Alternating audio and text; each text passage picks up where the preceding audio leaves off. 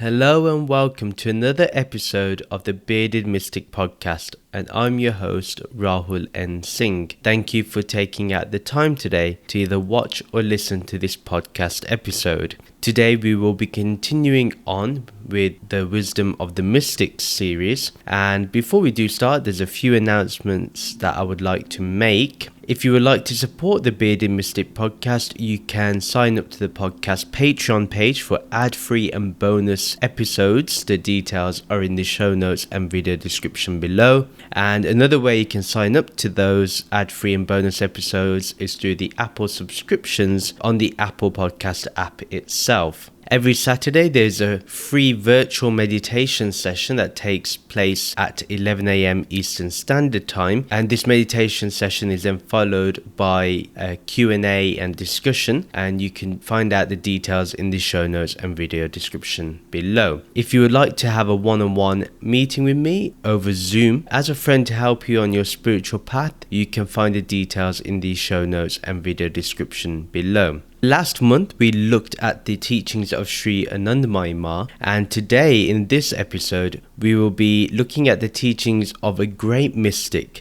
that was really a true synthesizer of all faiths, and that is Sri Ramakrishna Paramhamsa. I will be looking at a few of his sayings and then giving you my contemplations upon those very teachings. The first quote: "It is the veil of Maya that keeps God hidden from our sight. The universal soul or Paramatma cannot be realized till his veil is removed. The sun lights up the earth, but a small cloud will hide it from our view. Similarly, the insignificant veil of Maya prevents us from knowing the omnipresent and all-witness Satchitananda existence, consciousness, bliss." Now, a very interesting quote, and let's break this down a little. And it's very clear here that it is Maya, this transactional reality, that hides this formless reality from us. We see this world and we start thinking that this is real because through the instrument of our senses, we feel that all of this is the only reality. However, until we remove this veil, only then can we see what our true self is, or what the ultimate reality is. So Nirgun Brahman is always there. Now, how can we actually experience this? Well, if we understand that everything that we see and perceive is basically changing, and as we know from the second chapter of the Bhagavad Gita, that anything that changes is ultimately unreal. It is a sat. If that is the base of everything, then what we need to inquire even further is, well, what is changeless then? Because it is said again in that same chapter that the only thing that is real is that which does not change. Well, if we think about it from our own direct experience, that while we go throughout our day, all through the years that we've lived, there's been something within us that has been watching everything, that has remained untouched by every experience and by every sense projection. For example, in happiness and sadness, pain and pleasure, it seems to be that our awareness is the one thing that remains changeless. This is what it is meant here, that this Atma can only be realized, this Nirgun Brahman, is when we remove that veil of Maya. Once we take away and negate everything that changes, then what's left is our own awareness, or as Rupert Spira would say, being aware of being aware. Now, for example, a metaphor is used here that the sun lights up the earth, but a small cloud will hide it from our view. Now, it doesn't mean that the sun is not present. It's present there always, but a cloud then covers it. Likewise, the self-luminous Nirgun Brahman is always there, but sometimes the cloud of sense projections, of thoughts, of images, of conditioning, of our vasanas, all these things can cloud up that self-luminous Nirgun Brahman, which is our essential self. And that's why Sri Ramakrishna says in the next part that similarly, the veil of Maya is insignificant. It's insignificant, why? Because it's essentially unreal. Prevents us from seeing the omnipresent. Again, omnipresent meaning the only thing that's really present. Yeah, omni meaning only one, and present meaning present. So the only thing present is this Nirgun Brahman, and all witnessing. So remember, it's the all-observing self, the all-observing Satchitananda. existence, consciousness, bliss. Because the substratum of all existence is Nirgun Brahman. Its essential nature is of consciousness, as the all-witnessing, remember, the all-observing. And its nature is bliss, because there is nothing that takes it away from bliss, because this bliss is uncreated. The nature of that substratum is bliss. So that's how we can live a happy life always, when we get in touch with the all-witnessing Satchitananda. Now the second quote is, Brahman cannot be explained by words. As a man called upon to give an idea of the ocean to a person who has never seen it can only say it is a vast sheet of water, a big expanse of water. It is water, water all round. So one who has realized Brahman can only say, Brahman, Brahman is everywhere. What a beautiful quote. And think about this. For example, in the very first line, he says that Brahman cannot be explained by words. And this is very true. In order to really understand Brahman, this attributeless, ultimate reality, the only way to do this is actually by going into direct experience. When we go from the background of awareness and we bring it to the forefront, we get rid of the veil of Maya, negate it all away, so only Nirgun Brahman remains. That's why, if you had to explain the ocean to somebody, you would say there's only water all around. Likewise, to show the vastness of existence, of the substratum of existence, we have to say that Brahman is everywhere. Brahman is all-pervading.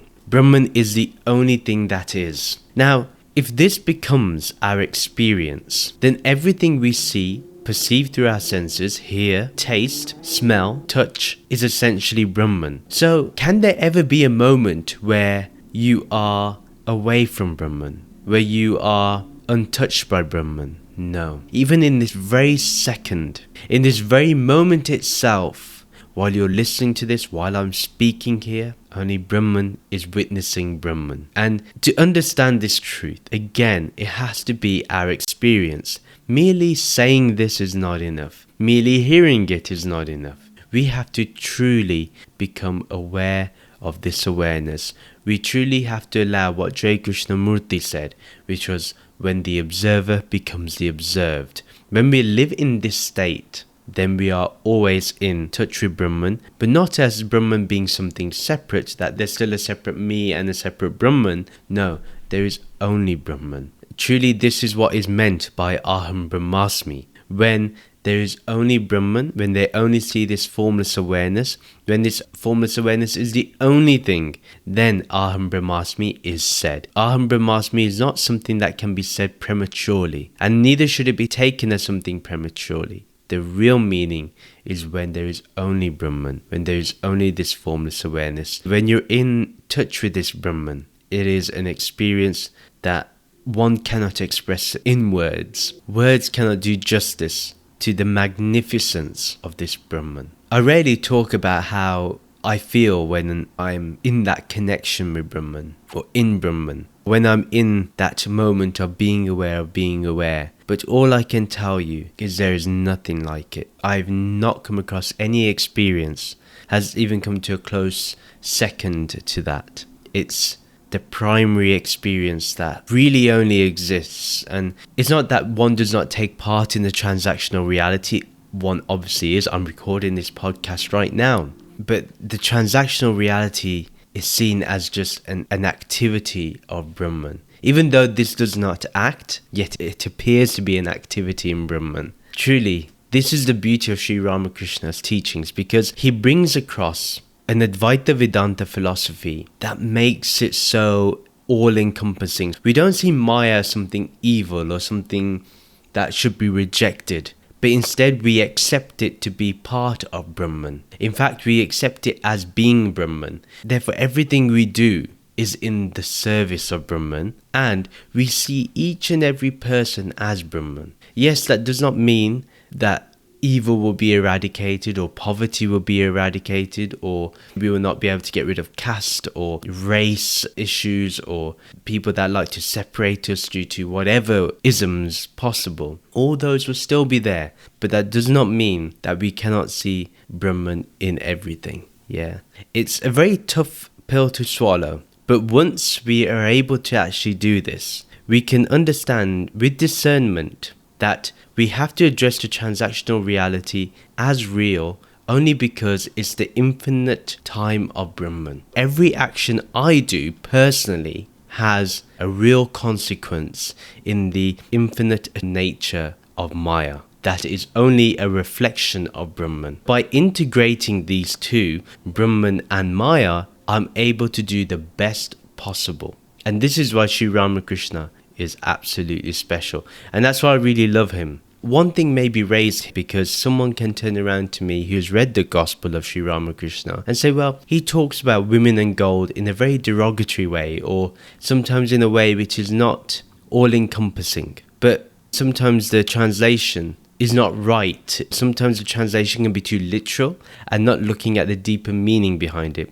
So for example, when he says women, he's actually talking about lust. And when he talks about gold, he's talking about wealth and power and our attachments. Basically, he's got those 5 vices that are mainly talked about: pleasure, anger, greed, attachment, pride, and ego. All of those things are encompassed in what he says golden women. But really, the main essence are those 5. I just want us to understand that, because sometimes people can raise an objection, but they don't really understand the real meaning behind what is being said. The third quote is, "As the water and its bubbles are one, for the bubble has its birth in water, floats on water, and is ultimately resolved into water. So the Jeev Atma and the Paramatma are in essence one and the same. The difference is that while one is finite and small, the other is infinite. While one is dependent, the other is independent. It is like a dole of salt trying to fathom the depths of the ocean. In doing so,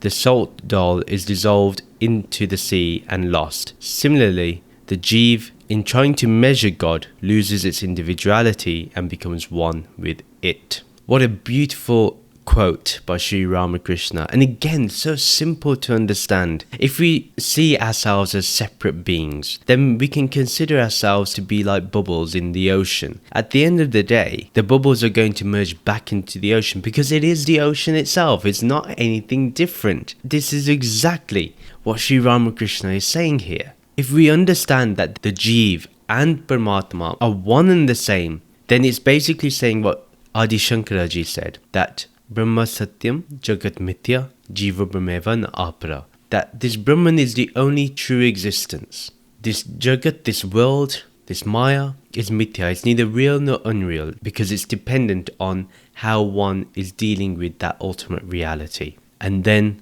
this Jeev, this underlying essence within us, this observer within us, this witness within us, that consciousness within us is actually Brahman itself. There's no difference between it. And then he explains that although one is finite and small, the other is infinite. Once we understand that, yes, okay, this body and mind is a finite expression of the infinite, which is bodiless and formless, and therefore transcends all those things that would restrict it and limit it, then a field of observation, the field of the observer, becomes all-pervading, everlasting, infinite. There's no beginning to it, there's no end to it. And that is our true nature. Once we understand that the essence is one and the same, spirituality becomes so much easier. One cannot express then how easy spirituality is to understand. Then he uses the example of the salt dole that is dissolved in the sea.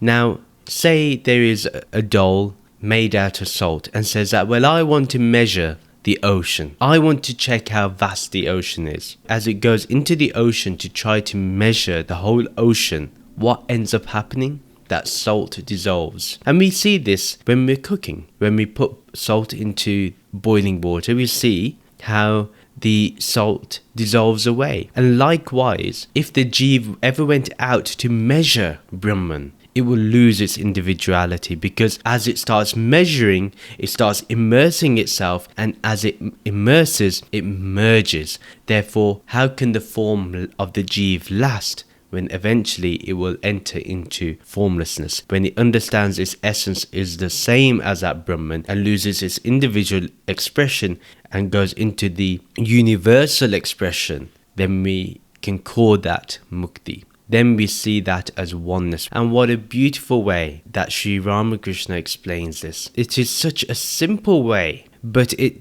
brings the message of Advaita Vedanta in such a strong foundation. And he expresses it so perfectly that anybody can understand. Then the fourth quote, as when going to a strange country, one must abide by the directions of one who knows the road, while taking the advice of many would lead to confusion. So in trying to reach Brahman, one should follow implicitly the advice of a single guru who knows the way to God. Who can be another's guru? Brahman alone is the guru and master of the universe. Now these are two quotes that I merged into one, but let's address the first part of the quote. That as when going to a strange country, one must abide by the directions of one who knows the road, while taking the advice of many would lead to confusion. So think about this logically. Say you go to a different country with a group of friends or your family, and everyone is a driver. And everyone takes out their mobile phone. One is using Google Maps, one is using Apple Maps, someone is using Waze, someone's using a different app, and they're all giving their directions, all having different routes or routes, as they say in America, to the same place.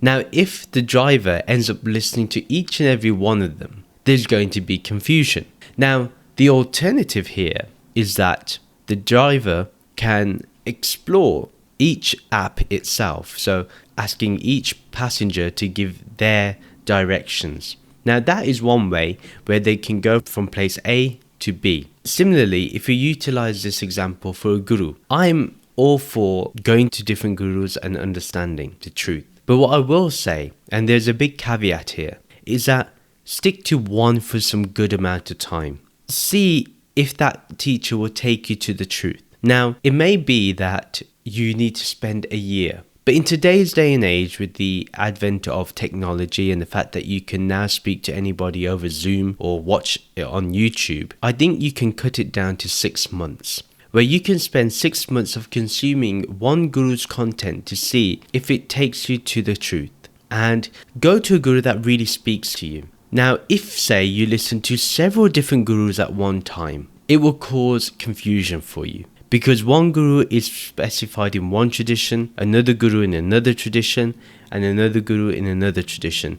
Now, if you try to follow each of those traditions, it will become a soup of disaster, because you will be confused. And what's the point of that? I agree with Sri Ramakrishna that you don't have to stick with a guru forever. There's no need to be loyal to someone that's not taking you closer to the truth, or someone who does not know the scriptures, or who doesn't know what it's like to live a spiritual life. Now, there are many gurus out there that have got their position through one way or another, and that's why it's up to you to see the merits of a guru. So likewise, see the merits, spend time, then make your conclusion. And don't ever feel guilty if you don't believe in a particular guru. It's fine. At the end of the day, you have to make sure that the person you follow doesn't have a criminal record, doesn't have controversies that they have not addressed, that they are not there because of being part of a particular family or because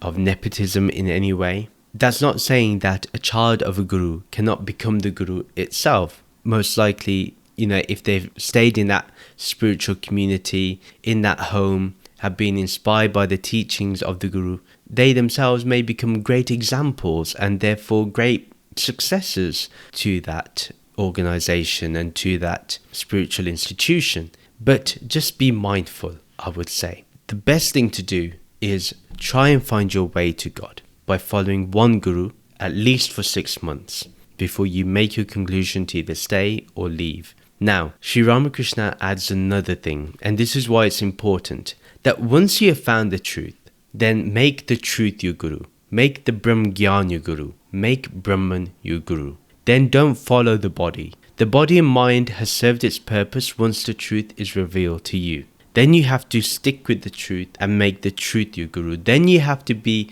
obedient to the truth. Yeah, you have to serve the truth, this ultimate Brahm Gyan. That's what you do. And that's what Sri Ramakrishna means here when he says, who can be another's guru? Brahman alone is the guru and master of the universe. For there is only Brahman. Therefore, if you start believing that the body and mind of someone is Paramatma or is God or is Brahman, then we fall under illusion. Then we will see the body and mind, the limited expression, as the truth, and we will fall under another delusion. That's why it's really important that we see Brahman as our guru. Once we have found the truth, once we have rested in formless awareness, once we can automatically bring the background of formless awareness to the forefront at any time, then that means that Brahman is now our guru, our master, our true teacher, our Satguru. But the fifth quote is, Jnana Yoga means communion with Brahman by means of Gyan, of knowledge. The Jnani's object is to realize Brahman, the Absolute. He says not this, neti neti, and thus leaves out of account one unreal thing after another until he gets to a point where all vichara or discernment between the real and the unreal ceases and the absolute Brahman is realized in samadhi. So what is samadhi, first of all? Samadhi is that when we are only in formless awareness, where only formless awareness is, when that is the omnipresent, the only thing present. Now, that's what Jnana Yoga is. Jnana Yoga is that when the whole object of anything we do is to realize Brahman, to realize the Absolute. So how do we do this? A method has been given here by Sri Ramakrishna, and that is to go through the process of neti neti. And this has been utilized since the Upanishads, and therefore is a process we can all use and definitely go behind as a solid process, as a solid method. We do this by getting rid of anything that is unreal. Anything that changes, we take it away, as I mentioned earlier, until we come to that point where all the unreal ceases to be, where we get rid of all that which is unreal, and in that absolute state, only Brahman is there, self-luminous, self-revealing, self-sustaining, self-existent Brahman. That is the only thing that is. And that's what Sri Ramakrishna means here. A very interesting verse, and again, one that has a method in, and the one that tells us what samadhi really is. Yeah, that's the easiest way to samadhi, when we're able to go through the process of neti neti. And this has been used by Sri Ramana Maharishi, obviously Sri Ramakrishna, Swami Vivekananda, and so many countless other non-dual teachers have expressed and shown the importance of the process and the method of neti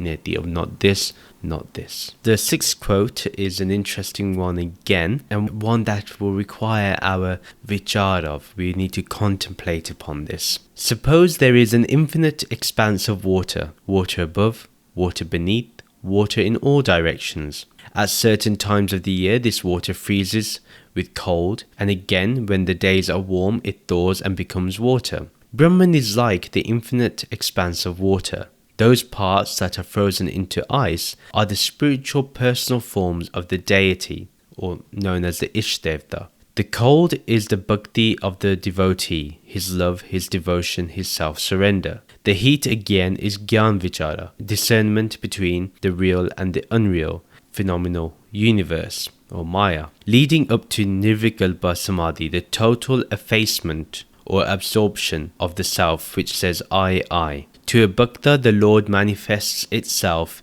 in various forms. The one who reaches the height of Brahmgyan in Samadhi, it is the Nirgun Brahman once more, formless, nirakara, unconditioned. Herein is the reconciliation between Gyan and Bhakti. The beauty of Sri Ramakrishna is that he doesn't see Gyan and Bhakti as two separate things. He sees them as one and the same. For Bhakti, for devotion, you need Gyan. And for Gyan, you need devotion. You need heart. You need love. You need compassion. You need acceptance. You need surrender. Because only when we surrender this I, this ego, do we then allow Brahman to shine forth. Sri Ramakrishna again uses the analogy of water to explain how we can utilize an Ishtevta, a form or a deity that can help us in our spirituality. Now, it may be easy to allow ourselves to surrender to a personal form, to a deity, whether that is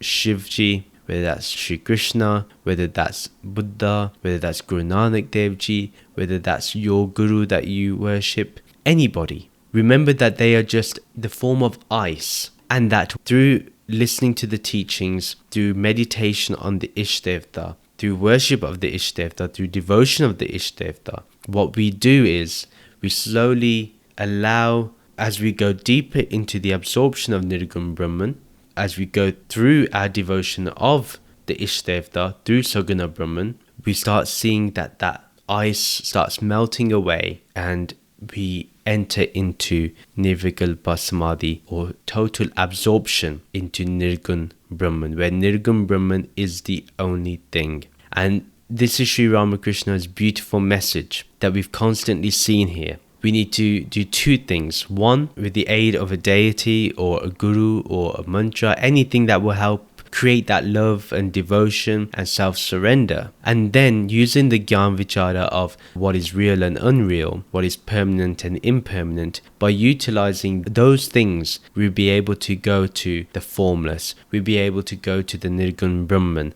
which is essentially what we are. And therefore that makes it a lot easier for us, and a process that we can go behind. This is an easier way as well, where we utilize both Gyan and Bhakti. The seventh and final quote of the day: unique is that realization where there is neither teacher nor pupil. Brahma Jnana, or the knowledge of Brahman, is that state of oneness where remains no distinction between guru and disciple. Now the reason why I'm ending it on this quote itself is that this is the real realization, that there is only Brahman, and therefore the guru and discipleship has to dissolve away in order for the absolute truth to take its absolute place in the heart. A guru never restricts us to their form and never allows us to remain stuck on being the disciple. The guru will always guide us to go beyond all relationships, to enter into that state of realization. Brahmgyan, as he mentioned, is that state of oneness. Anything that takes us to that oneness is Brahmgyan, is the knowledge of Brahman. One thing that we emphasize here in our podcast is that we need to embrace Brahmgyan in order to become one as Brahman. If we would sum up the whole teaching of Sri Ramakrishna and his philosophy, is that there are infinite paths to realization. What we need to understand is how to create a synthesis between this world and formless awareness. And the way to do that is to go back to Satchitananda and understand that the substratum of all existence, of all Maya, is Brahman, and the only thing present is consciousness, and its nature is blissfulness, is ecstasy, is happiness. And this is ultimately what Sri Ramakrishna experienced. Those that knew about his life, and we have recollections of that, we've read the works of Swami Vivekananda, and we know for a fact that Sri Ramakrishna was a unique personality that practiced all of the world religions, whether that was Islam, Christianity, Sikhism, Hinduism, Buddhism, any faith he came across, he followed completely and realized that they all take us to the Supreme Being, which is Brahman. The main aim is to become totally absorbed in Brahman, but we are not to neglect the world. We are to serve each other as Brahman itself. We are to see that same witness consciousness in each and every person. We are to help others as much as possible. We are to alleviate poverty. We are to make sure that everyone in society is treated fairly and is treated with absolute justice. I hope that you've enjoyed this episode. Let me know about your thoughts of Sri Ramakrishna. Do you have any doubts about him, or do you want to express your gratitude towards him? Let me know in the comments below in this video, or let me know on social media how you feel about Sri Ramakrishna's message. And this is the end of the episode. Please do share this podcast with your friends and family who may enjoy this content. Do follow me on social media to keep getting updates, or subscribe to the monthly The Bearded Mystic newsletter, or you can join the Bearded Mystic podcast WhatsApp group, and those details are in the show notes and video description below. If you would like to support the Bearded Mystic podcast, do check out the podcast Patreon page, or you can support the podcast through Apple Podcast subscriptions, and you can find that on the Apple Podcast app itself. The rest of the details are in the show notes and video description below. If you would like to have a one-on-one meeting with me as a friend to discuss your spirituality, you can find the details in the show notes and video description below. Please do rate and review the podcast on the website www.thebeardedmysticpodcast.com. Please do like and comment on this video and subscribe to this YouTube channel, or do follow and subscribe to this podcast on your favorite podcast streaming app or the one that you're listening to this on right now. Thank you very much for listening. Let's end with feeling the peaceful nature of this formless awareness. Om Shanti, Shanti, Shanti. Om Peace, Peace, Peace. Namaste.